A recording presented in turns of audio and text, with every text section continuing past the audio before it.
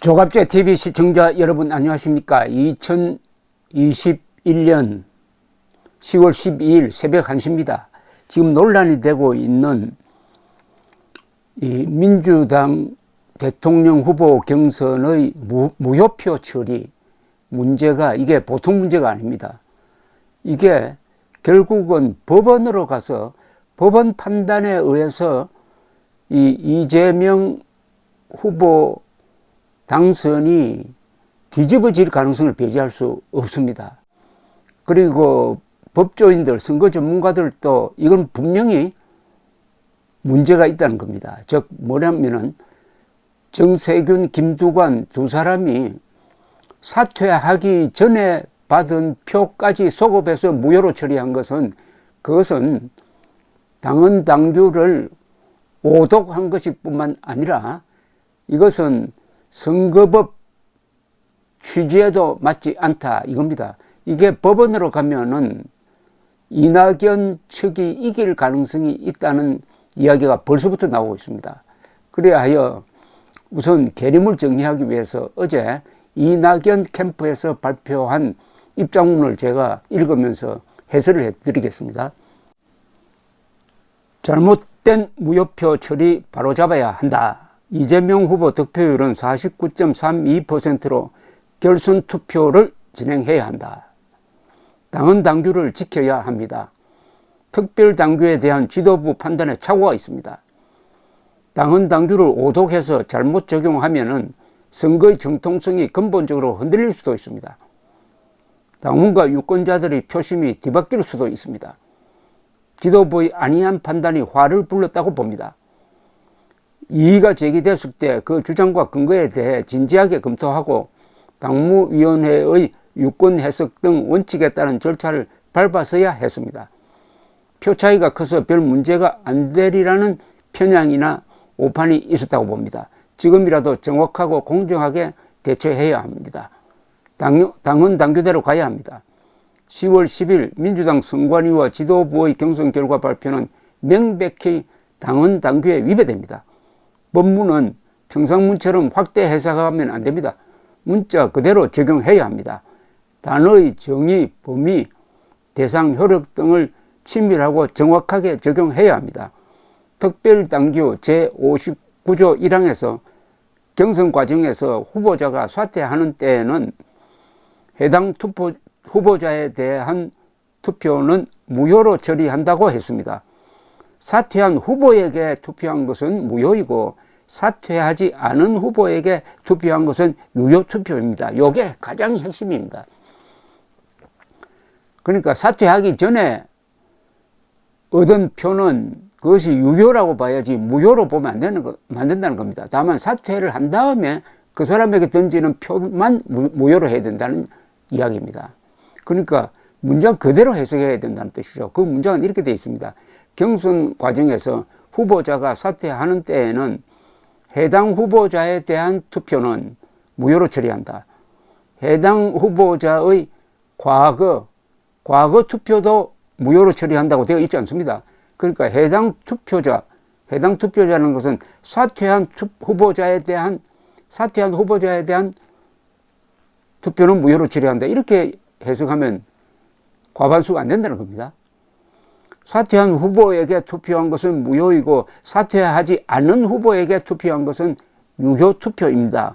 9월 13일 정세균 후보 사퇴일 이전에 정세균 후보에게 투표한 23,731표와 9월 27일 김두관 후보 사퇴일 이전에 김두관 후보에게 투표한 4,411표는 사퇴하지 않은 후보에게 투표한 것이므로 당연히 유효 투표입니다. 9월 27일 이후에 김두관 후보에게 투표한 257표는 사퇴한 후보자에 대한 투표이므로 무효입니다. 이게 명백한 거 아닙니까? 특별당규 제60조 1항에서는 선거관리위원회는 경선 투표에서 공개된 개표 결과를 단순 합산하여 유효 투표수의 과반수를 득표한 후보자를 당선인으로 결정한다고 했습니다. 9월 13일 이전에 정세균 후보에게 투표한 23,000 731표, 9월 27일 이전에 김두관 후보에게 투표한 4,411표는 이미 순회 경선에서 선관위가 개표 결과 발표 때 유효 투표로 공표한 것입니다. 이후 무효라고 별도 공표나 의결이 있지 않았습니다. 당연히 10월 10일 최종 결과 발표 때 단순 합산에 포함되는 것이 당헌 당규에 맞습니다. 이 두 번째로 딱 빼도 박도 못한다는 이야기입니다. 그러니까 경선 투표에서 공개된 개표 결과를 단순 합산해야 된다는 겁니다. 공개된 개표 결과에는 정세균, 김두관이 받았던 그 개표 결과가 다 포함되어 있다 이겁니다. 왜 이걸 무효로 하느냐? 무효로 하려면 특별한 결의가 있어야 된다. 선관위원장이 개표 결과를 공표한 순간 유효 투표로 확정되는 것이어서 후보자가 사퇴했다고 소급해서 무효화할 수는 없습니다. 이번 경선에서 후보 사퇴로 인한 무효표는 선관위가 발표한 28,399표가 아니라 김두관 후보가 사퇴한 이후에 김두관 후보가 제주와 부울경에서 얻은 257표입니다. 따라서 10월 10일 선관위 발표는 명백한 당헌 당규 위반입니다. 당헌 당규를 제대로 적용하면 이재명 후보의 득표율은 49.32%이며 과반에 미달한 것입니다. 따라서 당헌 당규에 따라 결선 투표가 반드시 진행되어야 합니다. 당 지도부는 즉시 최고위를 소집해 당헌 당규 위반을 바로잡는 절차를 하루빨리 진행해야 합니다. 편향과 선입견을 내려놓고 공정하고 투명하게 결정해야 합니다. 원팀을 바라는 모든 당원과 지지자, 의원들의 충정을 담아 간곡하게 촉구합니다. 2021년 10월 11일 이낙연 필령캠프 의원일동. 저는 이 글을 읽으면서 거의 완벽한 논리를 가지고 있다고 봅니다. 그리고 나중에 제가 따로 설명드릴 텐데 이와 비슷한 판례가 있어요. 노동조합 임원을 뽑을 때 있었던 판례도 대법원은 어떻게 판결을 했느냐 하면은 무효표라도 유효표로 개선해 줘야 한다라고 되어 있습니다. 그러니까 중간 사퇴했다고 해가지고 그 사람 얻은 표를 무효로 처리한 이 민주당의 이번 조치는 선거법에 위반될 가능성이 많습니다. 왜냐하면 선거법은 담합을 경계를 하고 있습니다. 지금 만약 민주당식으로 표 개선을 하면은 1등, 2등이 다툴 때 3등 하는 사람이 말이죠. 사퇴를 해버린다 이거죠.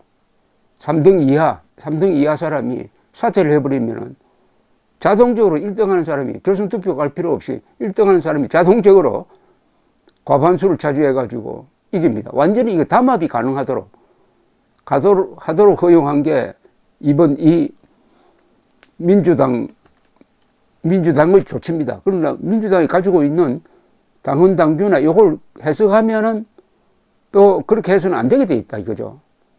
2중 3중으로 지금 민주당 이번 선거관리위원회의 조치가 선거법과 맞지 않고 민주당의 당헌 당규에도 맞지 않고 상식에도 맞지 않는다. 이런 생각이 듭니다. 이거 앞으로 심각한 사정으로 갈 가능성이 있습니다. 예컨대 법원에 가서 가처분 신청을 해가지고 이재명에 대한 당선 확정은 보류되어야 한다. 뭐 이렇게 되면 어떻게 될까요? 일대 혼란에 빠지지 않겠습니까?